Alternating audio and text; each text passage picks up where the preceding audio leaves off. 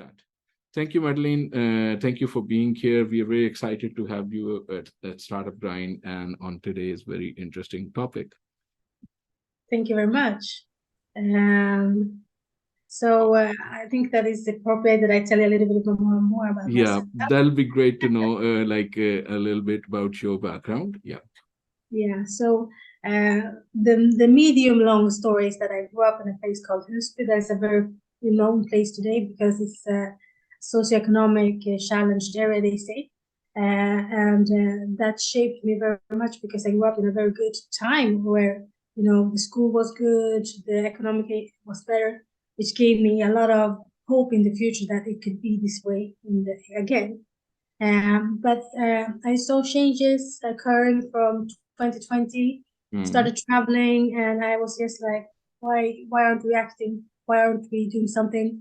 I could see them in and out from England and France where I was doing my studies.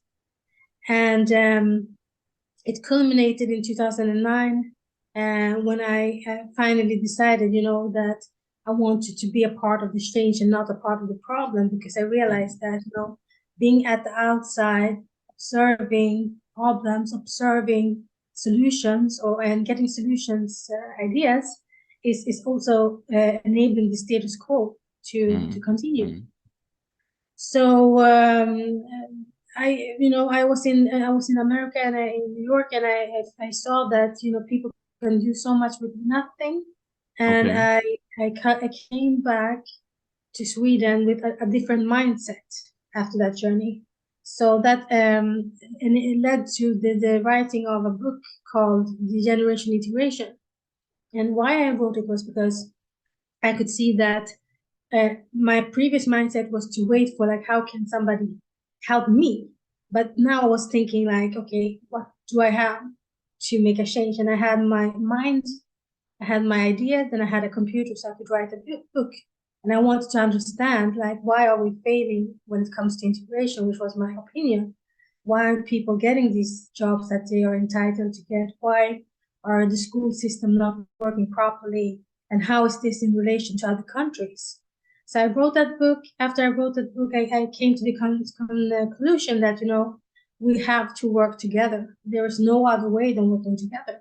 And that was a whole lot of years ago, but it's still very difficult for there to be real collaborations today. We talk about it, we, ask for it, we mention how important it is, but if you look about it, it's still very difficult. But your minds came about, thinking that we have to go from the suburb to the city, from, youth to the elderly, from the academic to the non-academic, and come together. And with this a wide range of ideas, start looking at it. Because, for example, if we have only somebody from the business sector, they won't be able to solve this because they won't understand the complexity that somebody in the suburb is living and facing. And if you change it that other way around, somebody from the suburbs might have to have, let's say a young person might have to have the helping hand or the collaborating hand of somebody from the business sector in order to get a foot in to the business sector. So we need each other in order to have the change. And that is the mindset that we have been working with from the very beginning. And we have had a strong focus on the youth. So, the youth have a right to have equal prerequisites. That's why we focus on youth. And we have also had a focus on the media and the way we talk, the way we create the perception, for example. And this has really been a lot of work. And now we have started Förorten.nu that you mentioned, because we see that in the public debate, there is a total collapse, and what I mean about this collapse is that we are not having a good tone anymore, and we are not having a constructiveness to it either. So it becomes, a lot of it becomes like what we call, throwing dirt at each other as opponents, instead of looking at, so how can we move forward? So what we want to do with Förorten.nu is to find ways of looking at how can we actually move forward in a constructive way, in a good tone. Yes, maybe one line about my background is that I studied law with French law and language. And then I studied also executive masters in social business and entrepreneurship. So that's my academic background, if you like. Yeah. Very interesting, I would say, combination of experiences from different areas, writing a book, and your education, and then your engagement into major platforms. Let's go a little bit back in the discussion, that some of the discussion points that you were raising. And before that, I was also interested in knowing, you mentioned France. So is there any similarity or difference that you saw in the societal buildup of France and Sweden? And you also mentioned USA at some point, but the experiences you have from different parts of the world, do you think the challenges are similar, different? Where are they kind of peaked up, and where are they more easy to live with? When I lived in France, I was a student. I was studying French law as a part of my degree. And I got to know a lot of youth from the French suburbs. And these young people told me, Madeleine, if you can find a job in England, go. Don't stay here in France. Go. Because it's so difficult for us to get anywhere here. And I remember that, I was there and I was seeing all these challenges, all the discrimination. But what struck me at that point was that, in 2005, when I was there, you had the riots, the first riots. And it was similar to these riots that are happening now. There was 2 youth that were killed by the police, and the views on how that happened are different. But it started a riot in all of France. And then to become the debate about discrimination, police, discrimination became very vivid. And for me, coming from Sweden, I was feeling that, okay, this is something that is ticking. It will happen in Sweden too. So in 2013, in my home area, Husby, there was this major riots that, was broadcasted in all over the world, where people were also talking about police discrimination, and, at a personal level, I was working with A Million Minds. There were youth that were saying to me, Madeleine, are you not happy that we are defending ourselves from police? Like 13 and 14-year-olds, and very similar mindset to that what I had seen in France. So another very important aspect that I just want to raise is that then at that point, they were talking about like Dominique de Villepin and Sarkozy, who was in charge in government, prime minister and so on. They were talking about, how do we get rid of this trash? How do we, wash it away with cannons that you used in the segregation in the 60s? And I remember that I was like, okay, how can you talk like this? How is it possible that you in government has this tone? And now it's becoming more close to here, where we're talking about the military, we're talking about people in different ways that are very negative. So to my opinion, I think we have a lot to learn from the developments for specifically in France. And we have, a lot to do in order to avoid to not having it escalating in the same manner in some time. So that's just my opinion. That's thank you, Madeleine, for the opinion and for a very deep perspective on it. But that's 2005, and today it's 2023, and it's the same situation with riots. So has the society not learned in 18 years, or it's almost a generation time, I would say, because youth of that time will be close to 30s, 40s somewhere. The police or the societal agents maybe in 40s will be in 60s retiring or something. So that's more like a generation. So why would the problem still stick around? So trying to understand that. So I'm just trying to reflect, like, what could be the issues there? I think that, we have to talk about the cost of change. Like, what are we willing to do to actually achieve change? And I bring this up because I see that, there are many initiatives going on from the business sector, from the government and the civil society. However, they are very fragmented. A lot of them are in project form. And because we're not investing, enough and not actually, or indirectly, not respecting the vast, the whole scope of the problem, it's remaining, it's continuing, and it's remaining. Okay, I think that's a very interesting point that you bring up, because you say that there might be activity, there might be initiatives, but they are too fragmented. And then you also pointed out the project form, which I am not very fond of myself. So one part of me, I do a lot of work in venture capital, startup building, but one part of me is very closely tied to social entrepreneurship, because that's one passion that I have. And I always see amazing projects or things funding up from the ground, and they are starting with a lot of passion, and then they become administrative small bureaucracies. There's a lot of reporting happening to and fro. So 50% of the project time is reporting and 50% is actual implementation. And then it becomes a very boxed activity, because when you get public funding, you kind of pre-commit yourself to deliver a box in 3 years' time. But societies don't function like box, environments don't function like box, so things need to be dynamic. So I don't know, you touched on something very interesting in the way projects are structured. Yeah, and I would like to add that, you have that complexity of the project form and the fragment, but you also have that every time we look at the project, every time we look at the civil society as a solution, we are diminishing the vast complexity. Because, as I said before about the business sector, we have to have a mindset, we have to have open doors, non-discriminatory, we have to have policy and legislation that is actually enhancing that type of movement.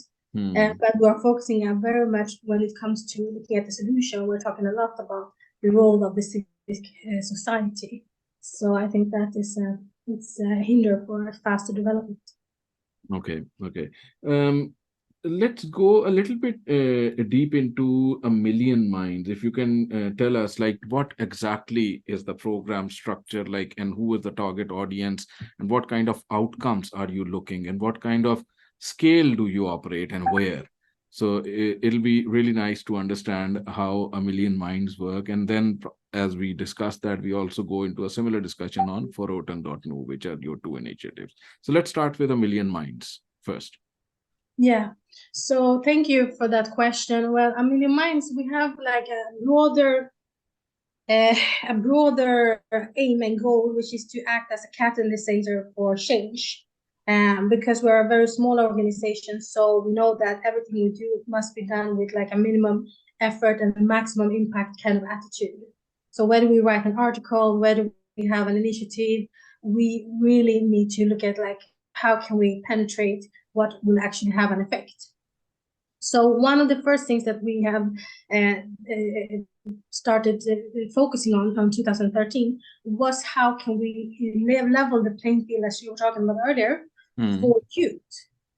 Because we could see that youth in some schools were performing so well, and youth in the schools in the suburbs were underperforming. So at this point, you had like a school in Rosengård, they had to shut down because the level of admittance was 39%. And the level level of admittance. Okay. And in the general level was at 86% or over 80% in Sweden. So it was a discrepancy of 40%. So we started looking at, okay, so why are these kids underperforming? And we could see 4 things that we thought was very important. And one was, how does it look in your household? Like, what kind of resources do you get in your home? So the kids that were performing, they couldn't get this knowledge from their parents. Like, how do I do if I want to become a dentist or a civil engineer or an economist? That could easily have access to that. They had this high expectation. They don't have a question, are you going to become a doctor or a dentist? You are becoming the doctor or So there was this level of expectation. And they also had this role model around them.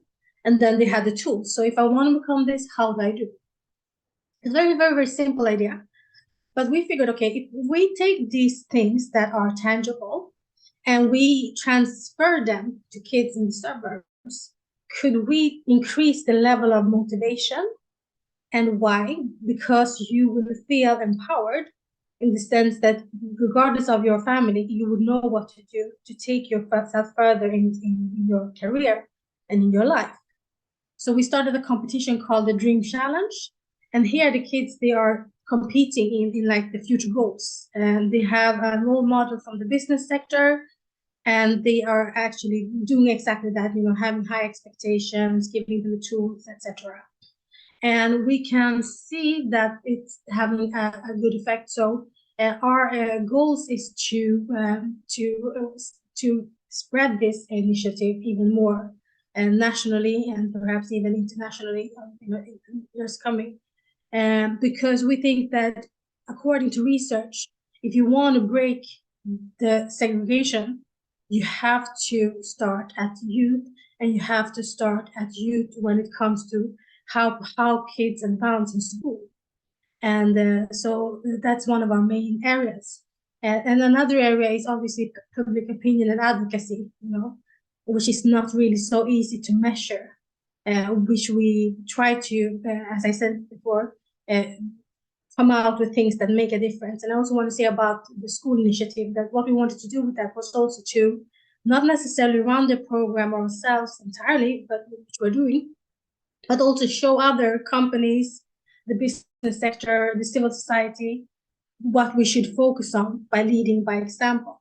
So these are a number of things that we do. So we try to identify, what can we have the most impact, and try to follow that. And then what is the difference between this core program, A Million Minds, and your recent initiative, Förorten.nu? If you can clarify that as well. Yeah, so before we would write a lot of articles ourselves. We would debate, argue like in conferences and so on. Now we want to focus even more on bringing forward the voices of other people, because we believe that as by funding A Million Minds, is the same principle, and society has to take part in this conversation, and we need to know why it's not going forward as fast. We need to know what ideas have not been presented, and we have to have that in a civilized tone. I think also with the climate that we have, where the right wing's ideas are really moving forward a lot, I think it's very important that we keep that civilized tone. So that's also one thing that is important. Okay, so. Got it. Madeleine, are you an entrepreneur of Förorten? So that's a question from Eleonora. So maybe you can define your role, like what is the organization structure and how is it running and what's your role in it? Yeah. So firstly, do I understand the question? Is it am I from the suburb, or am I running the Förorten.nu, or is it how it runs, or what? So it's about like you could clarify what is your role in this. My role. Yeah. So I'm the founder in the both of these entities, and founder and operatively responsible. So that's my role. Basically. And is Förorten an organization, or is it a project? Is it a network? Like, what's the form of Förorten? Yeah, so Förorten.nu, as we call it, just to clarify, is an initiative still, and it's within the Million Minds. So okay. it's you could call it a project. We would like to call it like initiative rather, and then we are still looking at the final form for it. Okay, but I saw somewhere that even Reach for Change was involved in it in some way. So, do you have partners around it? Like, how is it structured, or is it just the Million Minds that is right now behind it? It is structured with some partners. So we have a few partners, from media partners to other partners that we have working with. But it's not politically, or it doesn't have a color, if you like. political party or, so on. So it's very free still in that sense. Okay. Very good. Let's dive into some of the more difficult questions now. Like, I think we have a very good context of our discussion going so far.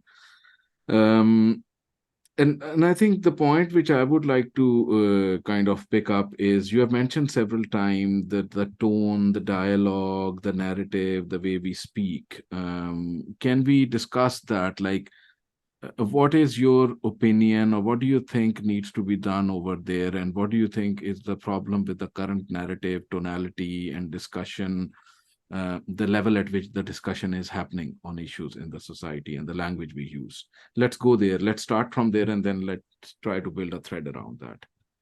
I think that's a very important question that you just asked. And I think that we have been talking about narrative for so long now. And we're now seeing the effects of what happens when the narrative affects legislation. So, for example, before it was, if we talk about the word immigrant, a lot of people in Sweden are called immigrants, but they're Swedish. And why is that a problem? It's a problem because it's a devaluation of your status, national status. And so it tends to be connected to accepting lower range jobs and a lot of discrimination because you are ultimately seen as a second-class citizen from the way we see it. And now you are seeing legislation, you want to withdraw the citizenship, you want to talk about, people's criminality as part of, for example, being attached to the immigrant per se. And I think this is a very, very dangerous development that we see.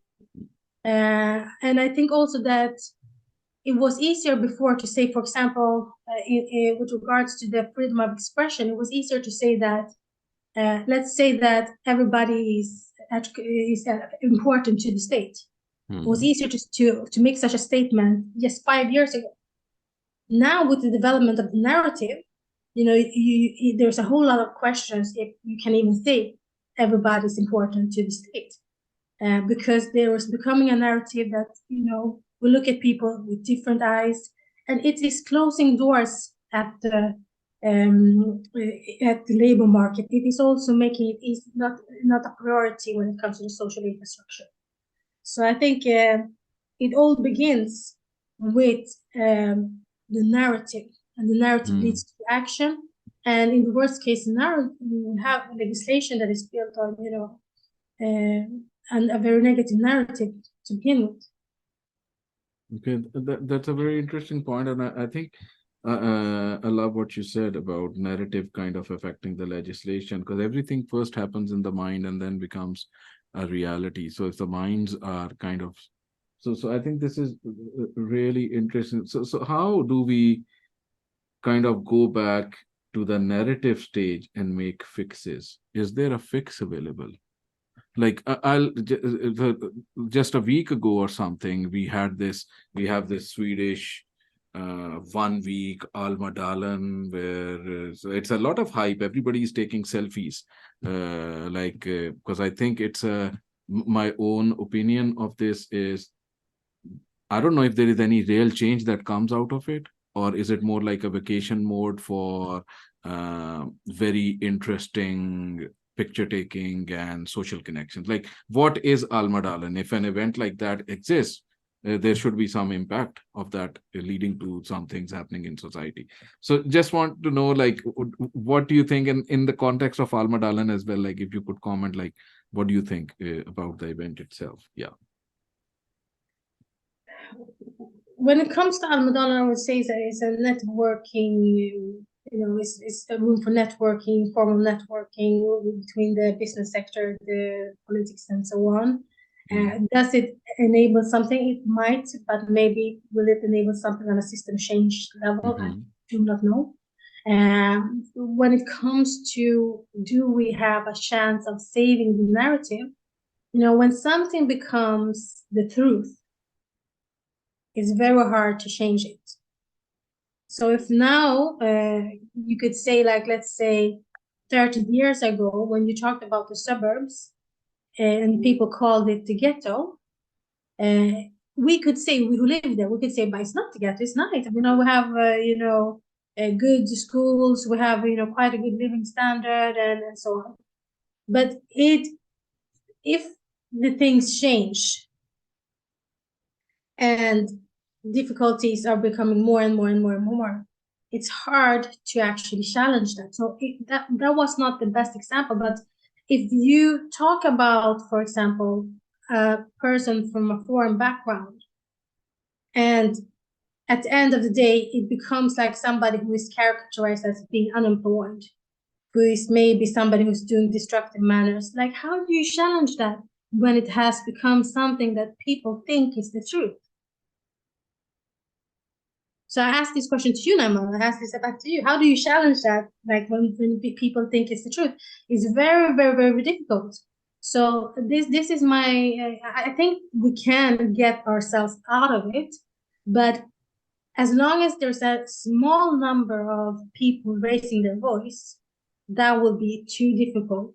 And as long as the majority that are raising their voice are louder and are actively saying something else, are saying that there are different kinds of people, it becomes a real challenge.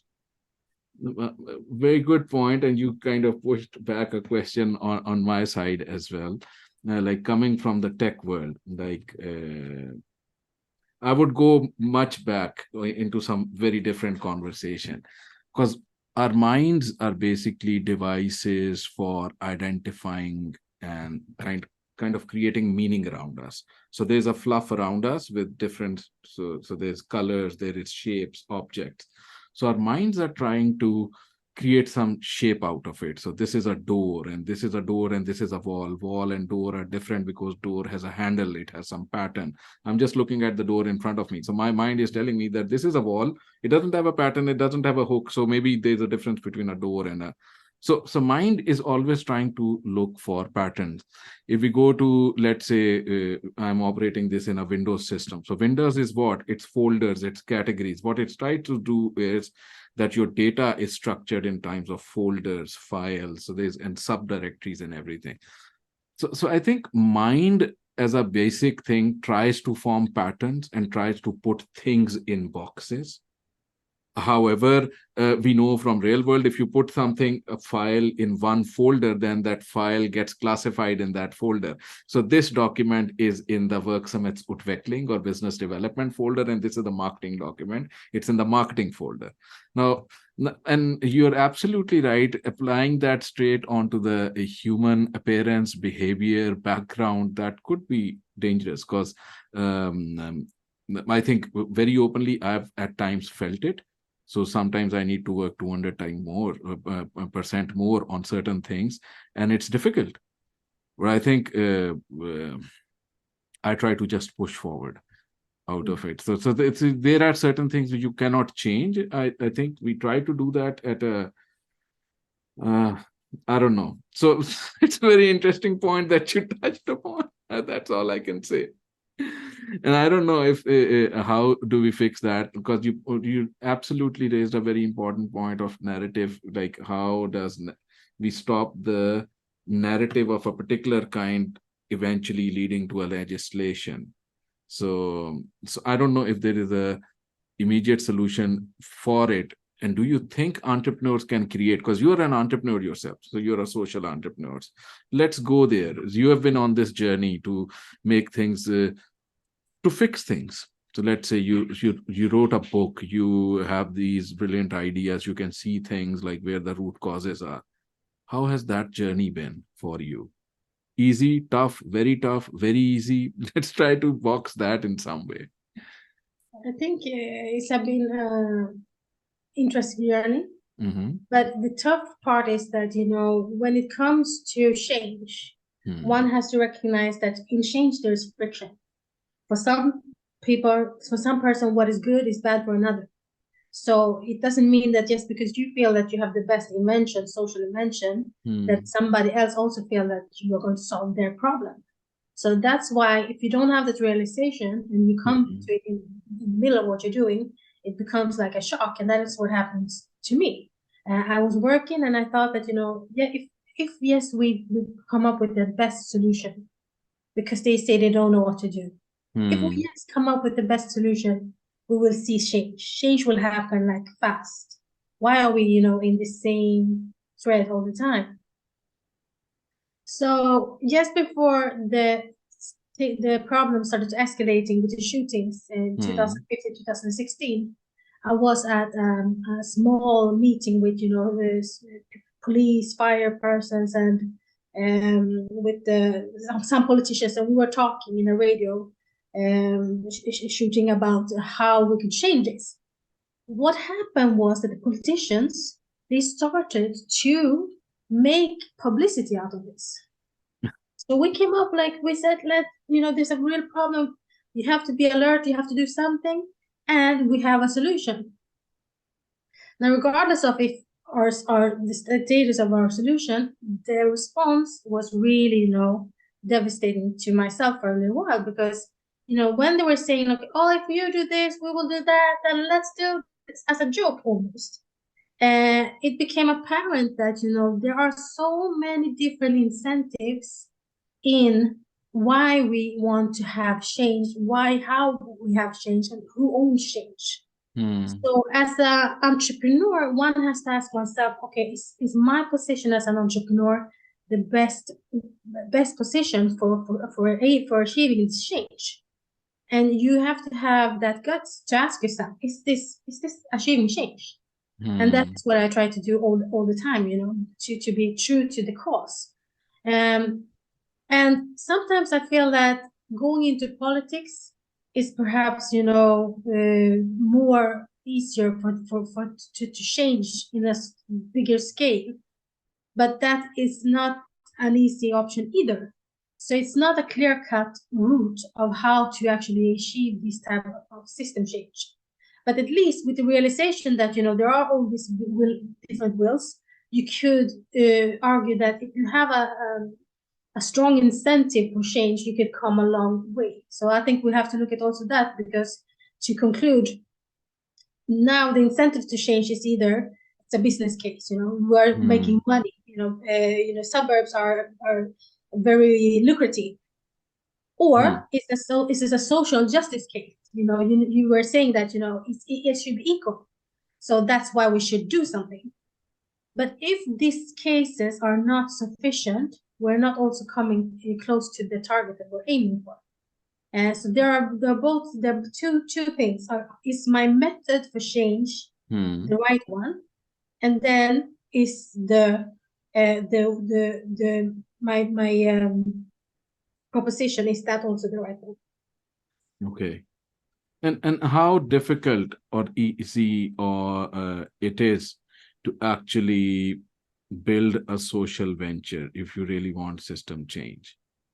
How is that? What kind of infrastructure, like for entrepreneurs who are in startup grind community, for example, and who want to build social ventures, what would be your tips if they want to build a venture, let's say in Sweden or maybe at another place? What would be your advice? 1, 2, 3. What do they need to do? Should they build it? Like, first of all. Should they build it? I think that is the first question. Like, should they build it? And you have to ask yourself, are there any Google of the social entrepreneurship? Are there any Facebook, Twitter, Tesla perhaps? But who is actually creating this large scale change? There are so few social entrepreneurs that are really making that type of change. So that's one question. So if you really want to become a social entrepreneur, I would say it's not impossible to make change, but my experience is that you have to perhaps look in a lot in the business sector, or be a part of the business sector and do social change for it to be larger scale. And so that could be a combination for you as a social entrepreneur. That perhaps not. I think maybe you might be more successful than if you're not. I mean, if you have a product or a service that is viable, I think that is one thing that is really, really key. And what I mean by product or service is like something that is actually of need for many and not a help to a certain group. yeah, I don't know if I'm answering your question. No, it's good. But We are on to the me, right I'm track. really in that kind of we want to create change, but is this the right thing we're doing, and how do we need to change? And I'm asking that question to anybody who wants to become a social entrepreneur. Look around you. Which social entrepreneur do you know that is creating system change? If Okay. the few system change social entrepreneurs that I know, they are the ones that are changing legislation in some ways, like samtyckeslagen, etc. And so, but and maybe if that is what your aim is, look at those type of organization. How have they worked? But okay, a connected question to that. Like Sweden is a welfare state. Most other Nordic countries are so, and most of the Europe is like that as well. So in Sweden, for example, if we take, so you can actually build social ventures both as commercial enterprises. So you can actually create a commercial company, build a startup, maybe take it to an accelerator like Norgen, get into collaborations with Impact Hub, Reach for Change. I run Nutty Ventures, maybe with us. So that's one part. That's one way of one of creating. The other is to actually create it more as an EDL or a non-profit organization. Maybe the path there is that the reliance is more on public funding, and it needs to be non-profit member organizations. What in your experience, because you must have a social entrepreneurship circle as well, like if entrepreneurs are kind of confronted with this choice, like take the VC funding, scaling, impact organization, social impact organization side of building a venture, or should they go on the EDL side and kind of find? So just trying to understand. Yeah. I think you just reminded me of something very interesting, because like social entrepreneurship has existed for around 10, maximum of 20 years. It's not a lot. So before you had social entrepreneurship, you had associations, you had movements, you had the women's rights movements, so the civil rights movements, etc. They were pushing towards the change. Now, for around 20 years ago, there was a shift towards looking at a more liberal way of change, where you package your change into more, of a product or service, and you sell it, and then you try to solve the problem in a new kind of paradigm, if you like, or in a new kind of way of thinking. And the question is, if you're selling your product, you have to evaluate, how, what's the development, and how is the progress, and why are you doing it in the form of a company? You see my point? So because of that, I think both of these forms, non-profit and the business side of it, none of them are actually achieving the aim of system change. Okay. And you usually talk about, civic society failure, government failure, business sector failure. You don't talk about social business failure because it's too young. But if you look at the results and the outcomes of the work, and it's not to discourage, it's just to like, if you want to do it. But look at all these things that are not happening. Identify why are they not happening, and try to find solution also to why are we not creating more change? What are the hurdles, and what are the opportunities? And at the end of the day, you have to ask yourself also, like, what is your own purpose with your social venture? Is it to have like a company that have lots and lots of employees, or is it to, let's say, end poverty?